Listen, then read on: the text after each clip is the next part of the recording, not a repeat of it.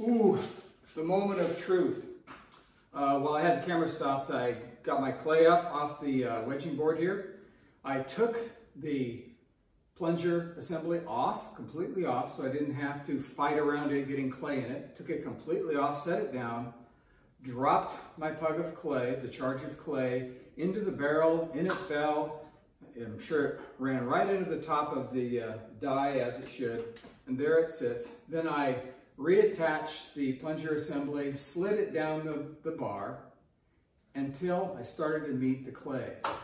And there you find me now. So you get into the discussion of technique, how to manage the extrusion when you're working by yourself, right? If you have somebody helping you, it goes without saying that you can guide and such. But I've done a lot of my discussions about extruding on the premise that you're going to be working by yourself. If you have a helper, it's great. I love having my wife help me when we have to do a lot of work and she can guide or what have you, take turns at different parts of it. But today, it's just me and with you watching, so here's what we're going to do.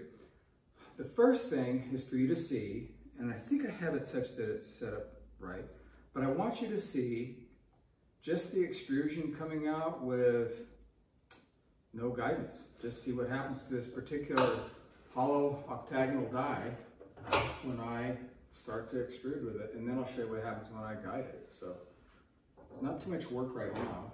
The die area inside that filler box is filling up. I don't have an extrusion starting yet. Here it comes. So the other question comes up a lot of times is, what do you do about this first few inches of the extrusion? I've always said to cut some of that off, not necessarily throw it away, but cut it off, then you have a nice square cut for the sake of being able to stand up an extrusion, or at least by cutting that off, you know that the extruder die, especially a hollow die, is completely full and you don't risk having a split or something like that. So I wanted to show you what happens without any of that. We're just going to make a raw extrusion, uncut. It's the uncut version. I get to pull with both hands. Nice soft clay, really. And I hope you can see that okay. Here comes the extrusion. It's coming relatively straight. I have to say, when I first did this, it came out wonky.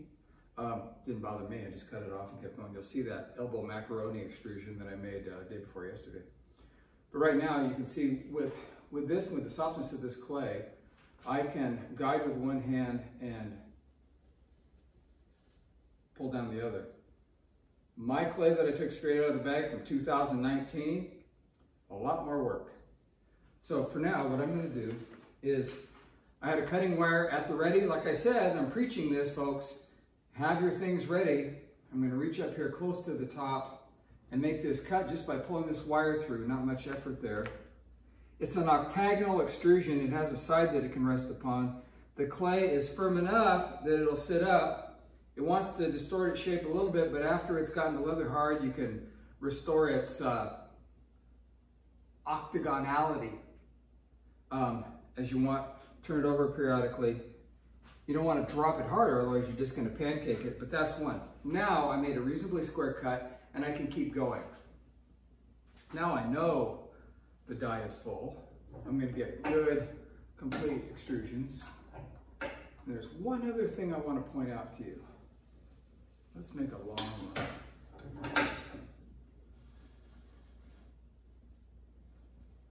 I think that's enough. I'm not going to chance getting this, as I said, getting this plunger plate in here down too close to the top of the die cross member, damaging things. So let's just cut this off. I've made my big long extrusion. I got it a little too high around some of the bolts. It's not my best work. Had I made a squarer cut, I could stovepipe this, as I said. I could stand this up.